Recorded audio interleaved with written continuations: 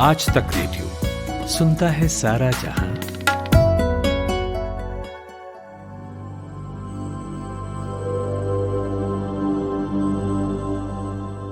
एक जर्नल है साइंस, उसमें छपी एक रिपोर्ट कहती है कि लॉकडाउन के दौरान पंछियों ने बहुत मधुर आवाज में अपना गाना गाया, यानी उनकी आवाज और सॉफ्ट हो गई, ज्यादा सुनाई दी।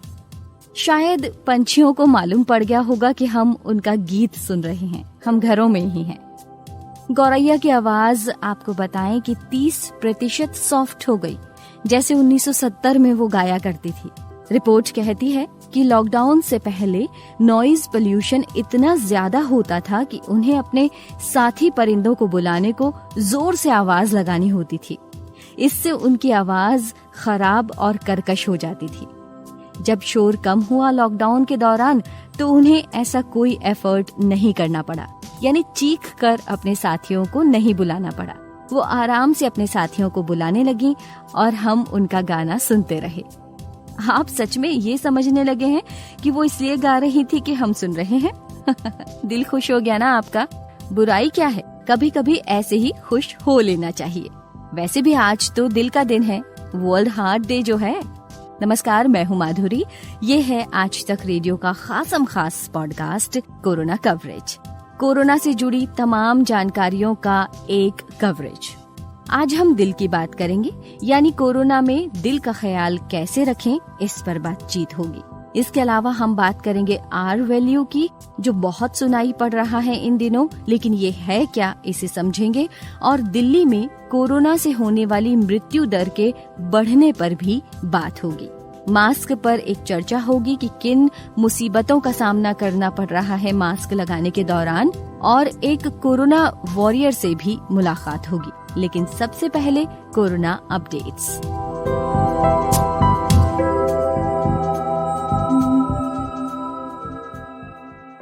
देश में कोरोना मामलों की संख्या 61.5 लाख से ज्यादा हो गई है। 51 लाख से ज्यादा स्वस्थ भी हुए हैं। देश में पिछले 24 घंटों के दौरान 84,000 से ज्यादा लोगों ने कोरोना संक्रमण को मात दी है। जनता के साथ वैक्सीन की सारी गतिविधियों को पारदर्शी बनाने के लिए सरकार ने एक ऑनलाइन पोर्टल लॉन्च किया है, जहां भारत में कोविड-19 वैक्सीन के बारे में सभी जानकारी दी जाएगी। ये पोर्टल ICMR की वेबसाइट पर उपलब्ध होगा। आज अनलॉक 5 की गाइडलाइंस आ सकती हैं। आज ही अनलॉक 4 खत्म हो रहा है। केरल में सबरीमाला वार्षिक यात्रा में 10 साल से छोटे बच्चों और 60 साल से ज्यादा उम्र के लोगों को जाने की अनुमति नहीं होगी। 16 नवंबर से 2 महीने की ये यात्रा शुरू होगी। वहीं दूसरी ओर ओणम के बाद केरल में कोरोना के मामले तेजी से बढ़े हैं, 126% की रफ्तार से। एक्टिव केसेस के मामले में केरल अब चौथे नंबर पर आ गया है। ओडिशा के जगन्नाथ मंदिर के लगभग 400 कर्मचारी कोरोना पॉजिटिव पाए गए हैं। भोपाल में हुए सीरो सर्वे में पता चला है कि यहाँ हर 100 लोगों में से 18 व्यक्ति ऐसे हैं जो कोरोना संक्रमित होने के बाद ठीक भी हो चुके हैं। उन्हें खुद के संक्रमित होने का पता भी नहीं चला।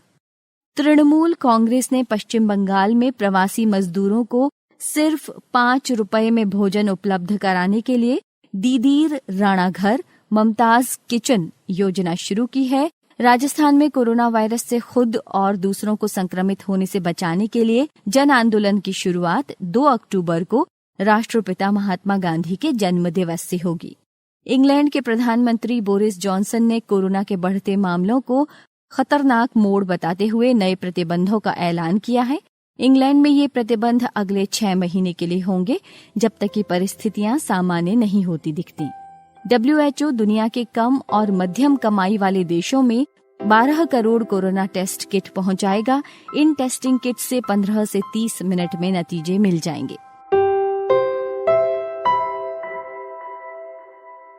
आंखों में दिल उतर आए तो भी दिल की तरह लब-डब कहाँ करती हैं, वो तो डब-डबाती हैं।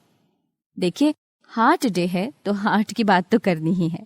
सो ये लाइंस सुना डाली। आपको मालूम ही होगा कि हमारा दिल लब-डब की आवाज करता है, मगर एक बात बताइए, 1 मिनट में कितनी बार धड़कता है आपका दिल? बताइए। जोर से धड़कना, धीमे धड़कना, धड़कनें छूट जाना, वो हम सबको मालूम है, पर ये गिनती भी तो मालूम होनी चाहिए कि नहीं? चलिए कोई बात नहीं, आप पता करके मुझे जवाब भेजिएगा। मैं आपको बताती हूँ कि दिल का ख्याल रखना क्यों जरूरी है।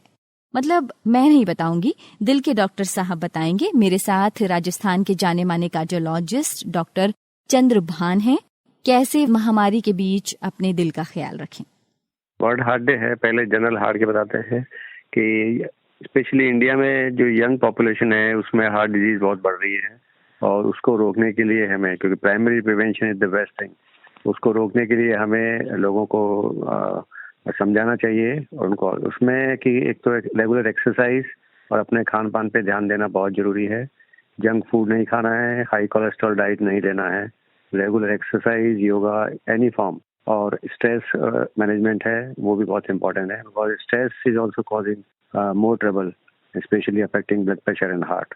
उसके अलावा कोरोना से जहाँ तक संबंधित है, कोरोना जो पेशेंट सीरियसली इल होते हैं, जिसको हम सीवियर डिजीज कहते हैं, उसमें हार्ट को अफेक्शन काफ़ी हो सकता है। जैसे पहले बताया कि मायोकार्डाइटिस एक है, उसमें हार्ट रेट कम हो सकती है या ज़्यादा बढ़ हो सकती है, जिसमें पेशेंट को पैल्पिटेशन या धड़कन तेज होने की संभावना होती है। और अगर हार्ट बहुत कमजोर हो गया है, कोरोना की वजह से हार्ट पे अफेक्शन आया है, तो हार्ट के साथ में लंग की प्रॉब्लम भी बहुत ज़्यादा हो सकती है और उसमें जो है कि मोर्टेलिटी काफ़ी ज़्यादा है, ऐसा पाया गया है। तो उससे बचाने के लिए जल्दी कोरोना का टेस्ट करा के और जल्दी इलाज शुरू करना चाहिए, जिससे कि हार्ट पे अफेक्शन हो उससे पहले ही ट्रीटमेंट हो जाए और मरीज जो है वो ज़्यादा क्रिटिकल या सीरियस कंडीशन में नहीं पहुँचे।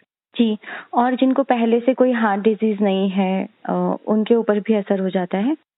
उसमें चांसेस कम हैं और अगर होता भी है तो माइल्ड होता है और उसमें यूजुअली जो है रिकवरी अच्छी हो जाती है। लेकिन जिनको पहले से हार्ट डिजीज है और जैसे जिनका बाईपास सर्जरी हो चुकी है या डायबिटीज है और उनका हार्ट कमजोर है, हार्ट का फंक्शन कम है, हार्ट जो है नॉर्मल जो है हार्ट का पंपिंग जिसको कहते हैं वो 55 या 60% है, लेकिन कुछ लोग जो पहले ही जिनका हार्ट कमजोर चल रहा है, ऐसे लोगों को यदि कोरोना हो जाता है तो उनमें खतरा ज़्यादा होता है और उनका स्पेशल केयर है और उनको हॉस्पिटल में एडमिट होके तुरंत डॉक्टर की गाइडेंस में जो भी ट्रीटमेंट है वो लेना चाहिए, जिससे कि हार्ट की कॉम्प्लिकेशंस ना हो। और जो हार्ट की मेडिसिन चल रही हैं, ये देखा गया है कि कोरोना होते ही बाकी दवाइयाँ यूजुअली बंद कर देते हैं। ऐसा नहीं करना चाहिए, जो भी हार्ट की मेडिसिन चल रही है वो रेगुलरली लेते रहना चाहिए, अदरवाइज जो हार्ट प्रॉब्लम है वो और बढ़ जाएगी और कोरोना के साथ में हार्ट की अलग से एक प्रॉब्लम चेक हो जाएगी, जिसको कंट्रोल करना बहुत मुश्किल होगा। और यदि हार्ट की प्रॉब्लम हो गई तो कोरोना का ट्रीटमेंट भी मुश्किल हो जाता है और ओवरऑल जो है वो मरीज की स्वास्थ्य पे एडवर्स इफेक्ट डालता है। जी, और यंग लोगों में जैसा आपने बताया कि आजकल ज्यादा हार्ट की डिजीज हो रही है, और क्या लाइफस्टाइल से लेने देना है इसका पूरा?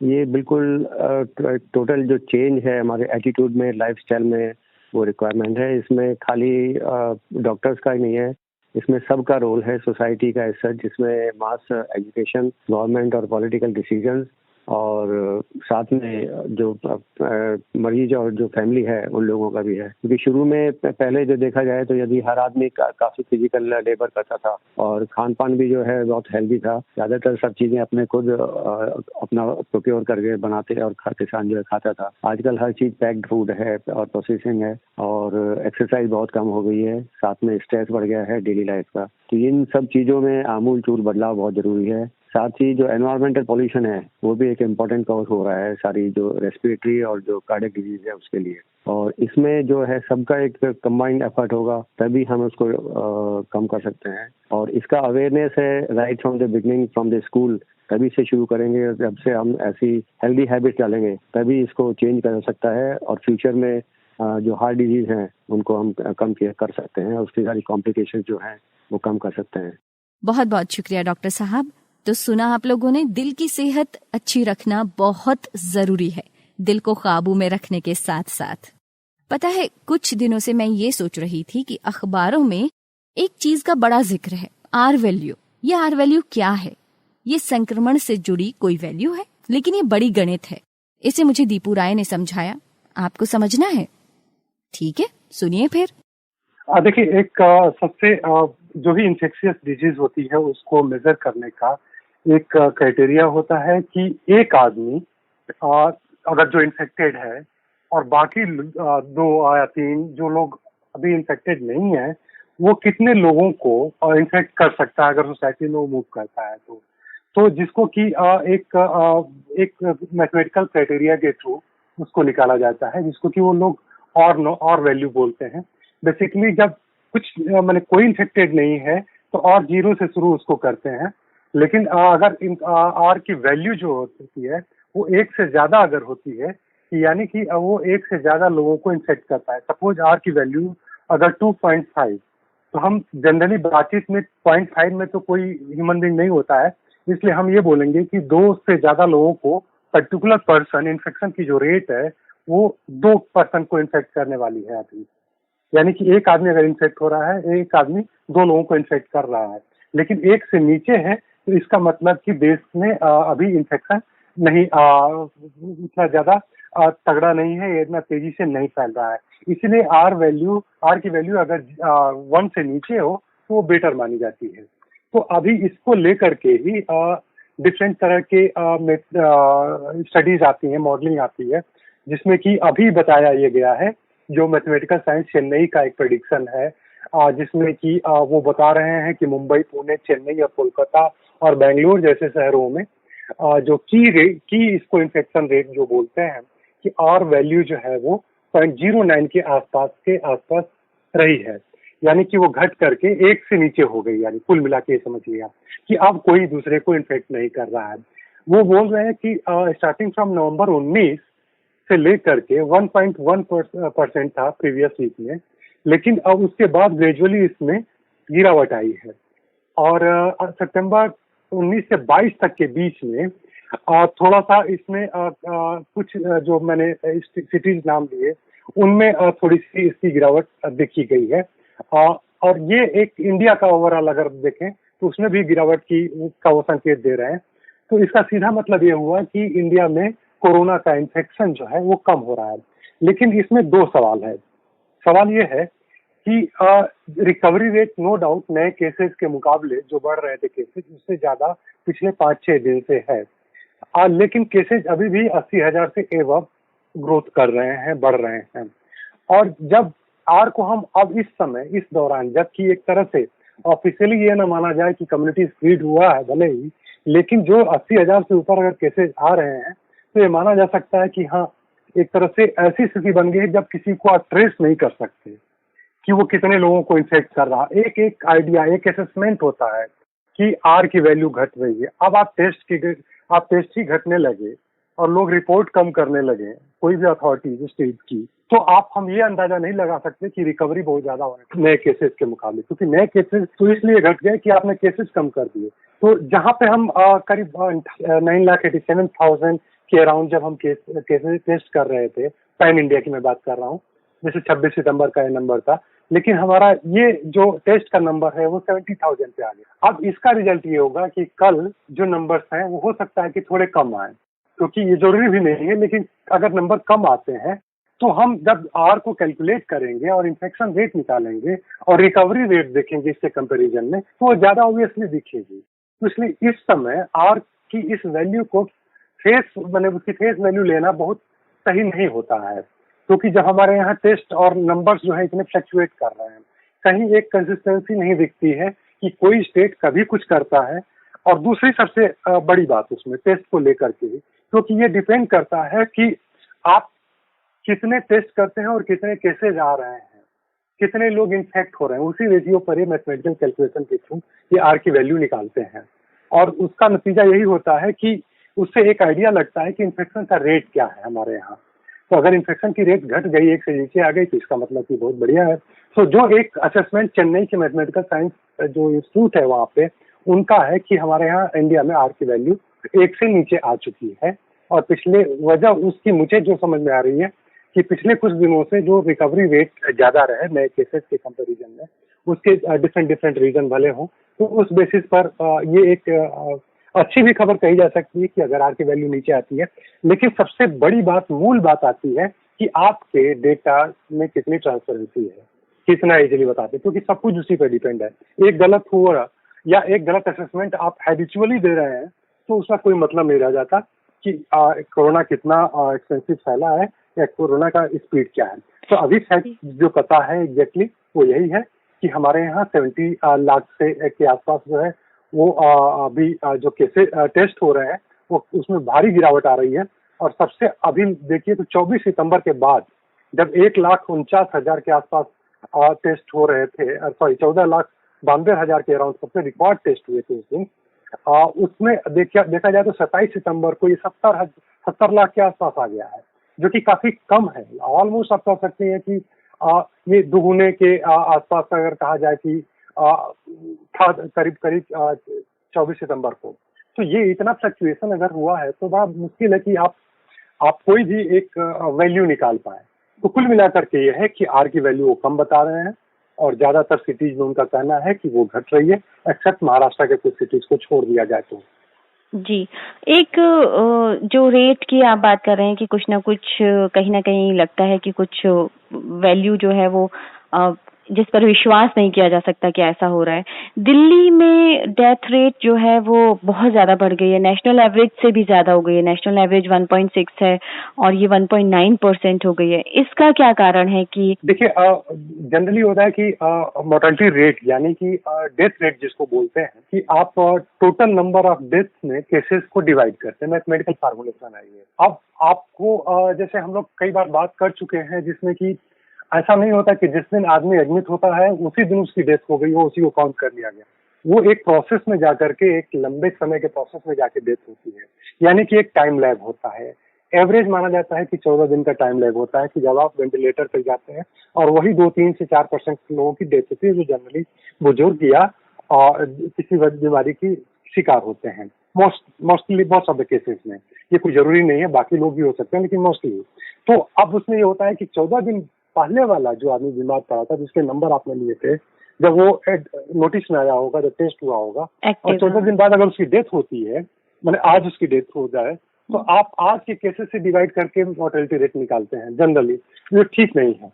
तो होता यह है कि आपके केसेस तो घटने लगेंगे। जैसे दिल्ली का एक एग्जाम्पल ले लीजिए, जैसा आपने बताया कि अचानक डेथ रेट बढ़ गई है, क्योंकि वो लोग ऑलरेडी वेंटिलेटर पर रहे होंगे। मैं ये उम्मीद कर रहा हूँ कि बहुत सारे ऐसे बुजुर्ग होंगे या बीमार वाले लोग होंगे जो पहले से उनको कोई क्रोनिक कोई बीमारी डिजीज हो, तो उनकी डेथ हो सकता है कि वो अचानक रिपोर्ट की गई हो।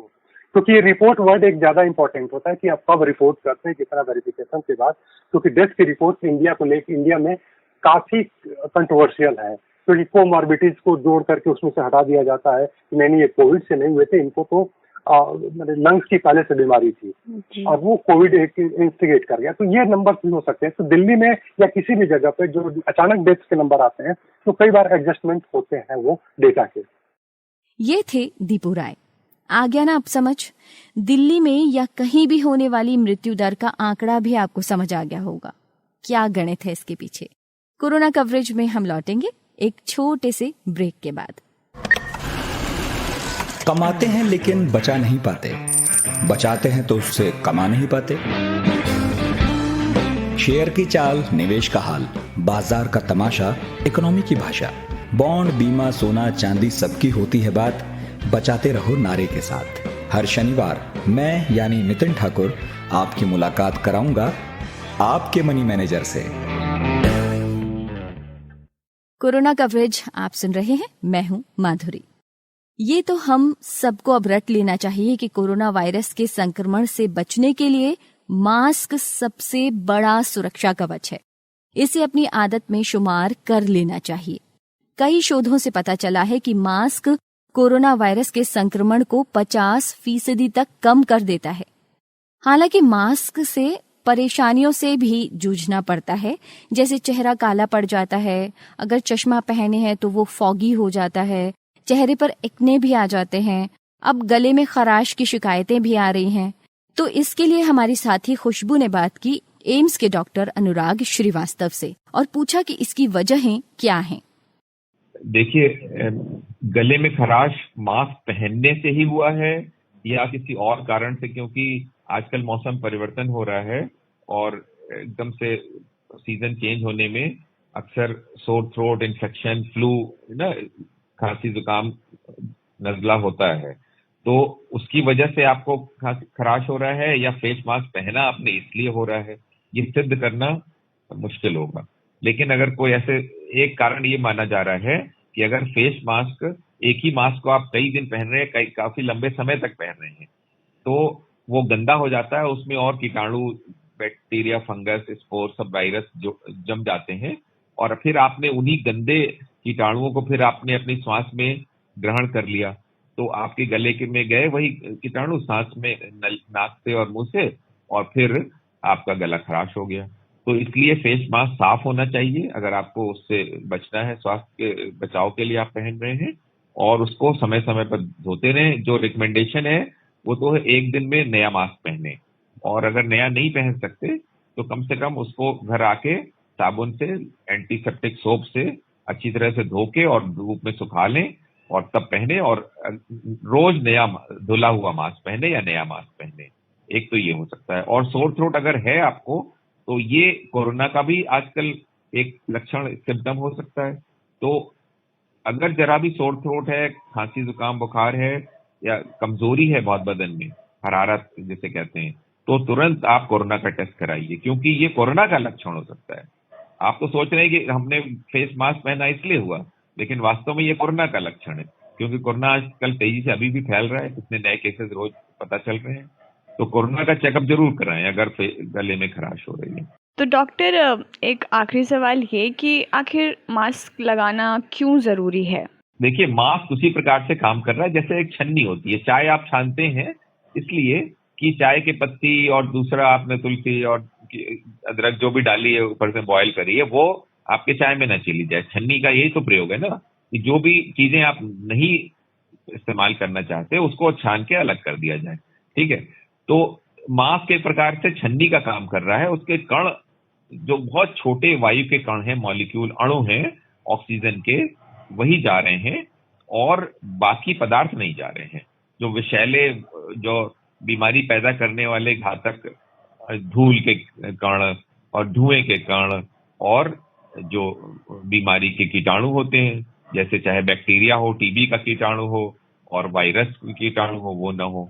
तो आपने N95 का मास्क नाम सुना है, तो N95 का अर्थ है कि वो 95%, 95% छोटे कण को रोक देता है। ठीक है, 5% फिर भी जा सकता है।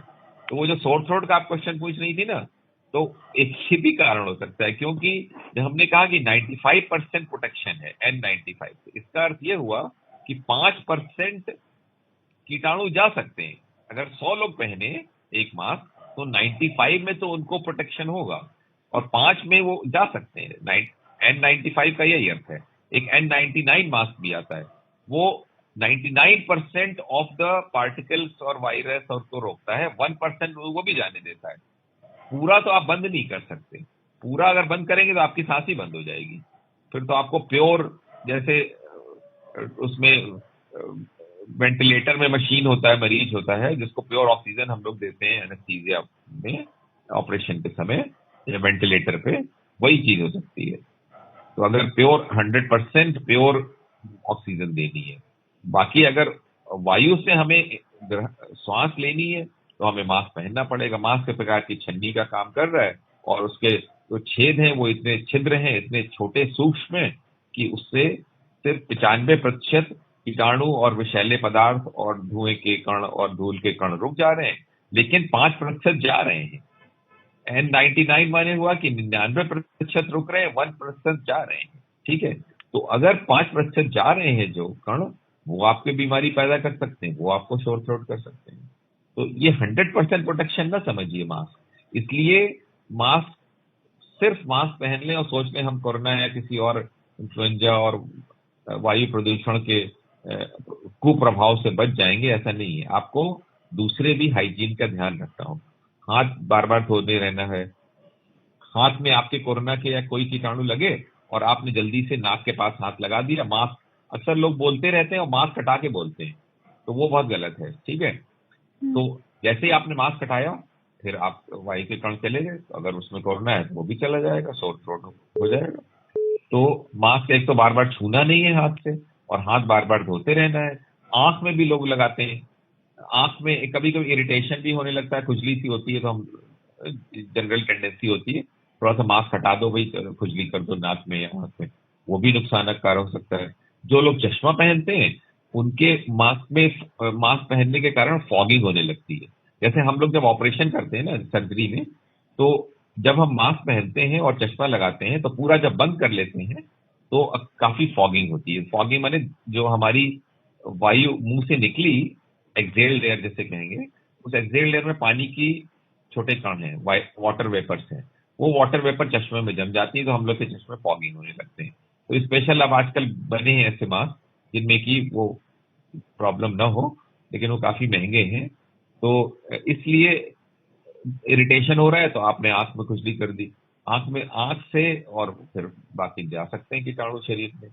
तो इस तरह कई आपको पूरे प्रिकॉशन करने होंगे। हैंड सैनिटाइज करते रहिए, बार बार हाथ धोते रहिए, और चेहरे पे न लगाइए, नाक पे और आंख पे न लगाइए, और मास्क को पब्लिक प्लेस में लगाए रहिए, और स्वच्छ मास्क पहनिए। रोज प्रतिदिन एक नया मास्क होना चाहिए या कम से कम धुला हुआ होना चाहिए। तो ये सब प्रिकॉशन लें तो हम लोग काफी बच सकते हैं। 100% तो नहीं है, लेकिन काफी हद तक हम स्वस्थ रह सकते हैं। और सबसे बड़ी चीज है, दूर का फासला रखें। जैसे बताया जाता है 6 फीट, तो 6 फीट आदमी कोई मीटर या स्केल टेप लेके थोड़ा चलता है। तो हम लोग बताते हैं कि 2 हाथ का फासला रखिए। आप 2 हाथ, सबके हाथ हैं, आप लंबे नाप लीजिए, ठीक है, तो 2 हाथ का फासला रखिए। बहुत बहुत शुक्रिया डॉक्टर अनुराग और खुशबू।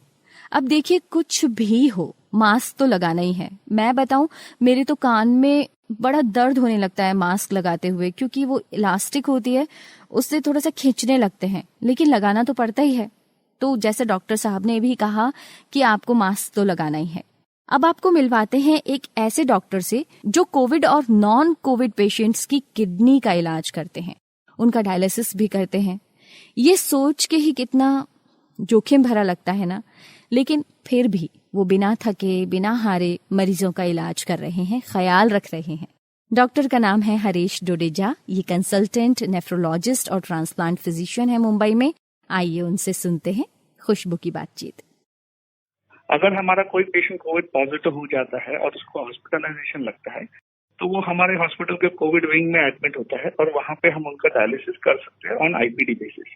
ओपीडी बेसिस पे अगर कोविड पॉजिटिव को डायलिसिस लगता है, तो मुंबई नेफ्रोलॉजी ग्रुप ने एक ऐप बनाया था जहाँ पे हम डेटा लोड करते हैं और वो हमें ओपीडी डायलिसिस सेंटर अलॉट करते हैं, जहाँ पे हम पेशेंट को भेज देते हैं। हमारे यहाँ पे जो नेगेटिव पेशेंट आ रहे हैं उनको हम कैसे संभाल के रखते हैं, तो हमने एक अच्छा सिस्टम बनाया था कि पेशेंट को एक दिन पहले फोन किया जाता है घर पे कि वो सब ठीक है, उनको बुखार नहीं है, उनके घर पे किसी को कोई बुखार नहीं है। उसके बाद जब वो पेशेंट हॉस्पिटल आता है तो हम उसको हॉस्पिटल एंट्रेंस पे फिर से क्वेश्चन करते हैं, एग्जामिन करते हैं। उसके बाद फिर वो हॉस्पिटल के अंदर आता है तो हमारे डायलिसिस डिपार्टमेंट के बाहर हम एक बार फिर उसको क्वेश्चन करते हैं, एग्जामिन करते हैं, और उसके बाद ही हम उसको डिपार्टमेंट के अंदर लेते हैं। इस तरह से हमने आपका incidence of Covid positive patients को कम रखा है, क्योंकि हम उसको डिपार्टमेंट में अंदर आने के पहले ही डिटेक्ट कर लेते हैं और उसको हम एप्रोप्रिएट एक्शन लेते हैं। इस तरह से हमने पिछले 6 महीने में लगभग 12 से 15 हजार डायलिसिस कोविड नेगेटिव पेशेंट्स के ऊपर की है। We have a load of about 190 patients, और हमने ये 6 महीने में लगभग 15,000 डायलिसिस की है।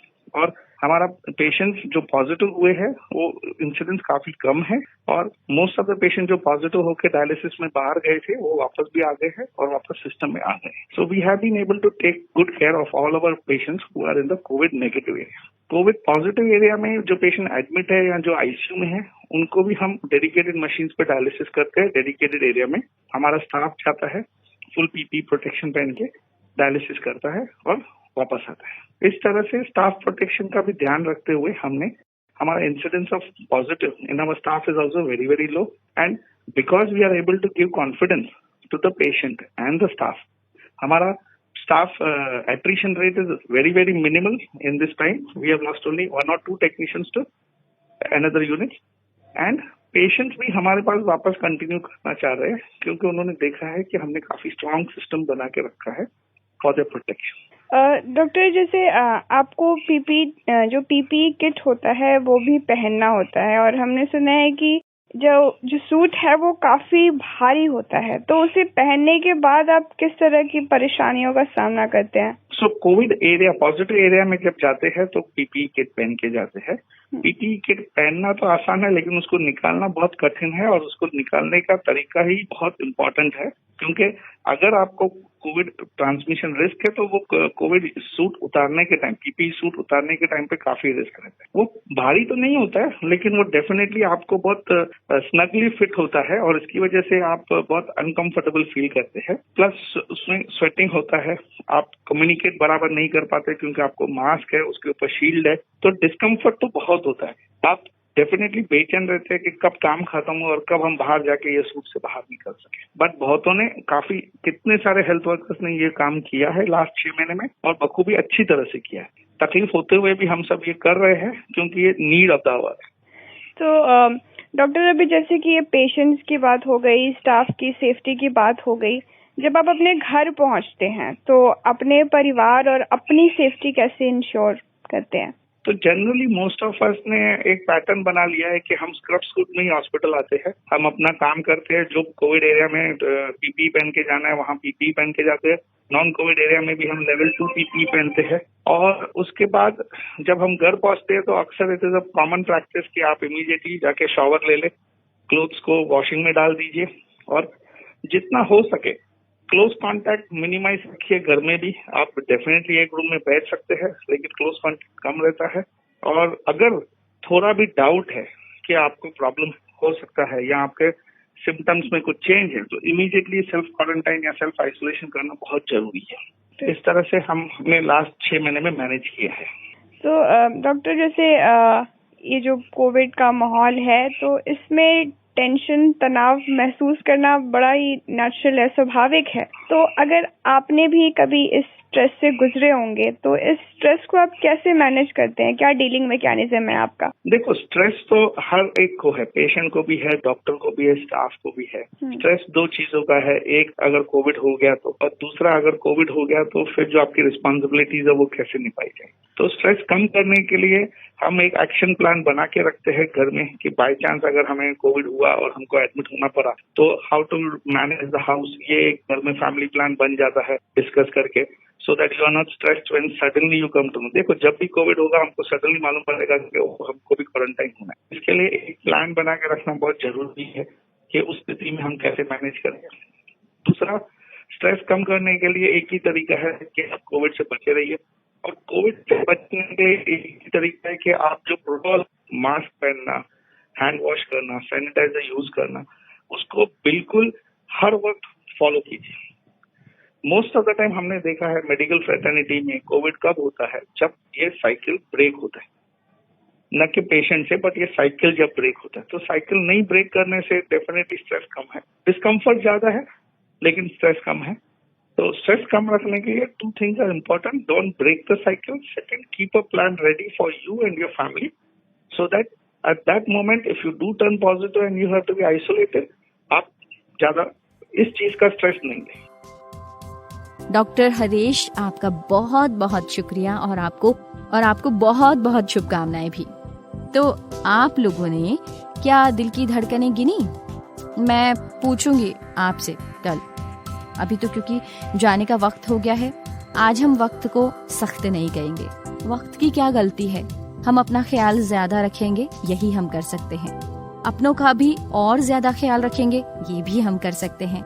देखिए, आपके घर में अगर किसी को भी हार्ट की दिक्कत है तो प्लीज उनका चेकअप रेगुलर कराएं, और घर से बाहर जाने का मतलब हमेशा याद रखें, चश्मा, चप्पल, चाबी के साथ साथ मास्क और सैनिटाइजर भी साथ लेना है। इजाजत दीजिए, stay safe and stay connected.